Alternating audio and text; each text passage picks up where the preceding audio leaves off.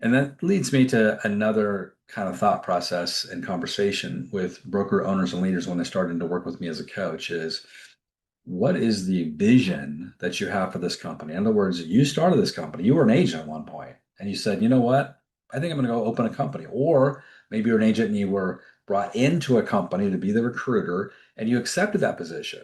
So it's either one or two things. You're either a leader that's opened a company or you're a leader that's been put in a position to start recruiting, but you made the decision because you were passionate about the company you were forming or the company you've joined, right? And you had a passion and you said, you know what, I think I can do this because I want to build a company that looks like this.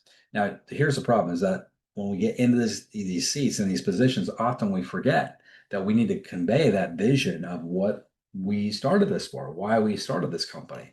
And if you can convey that vision in a passionate way and say, you know what, I was an agent just like you. I started this company because, and fill in the blank. Or you know what? I was an agent just like you.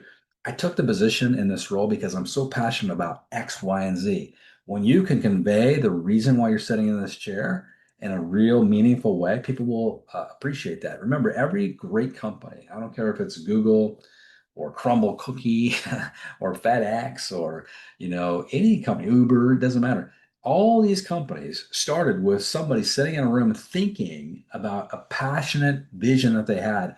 Then they convinced a bunch of people and a lot of times a bunch of investors to write checks to say, you've convinced me. I believe in your vision. Go execute the vision. I want to be a part of that vision. When you can do that as a leader of a real estate company, you're going to attract agents.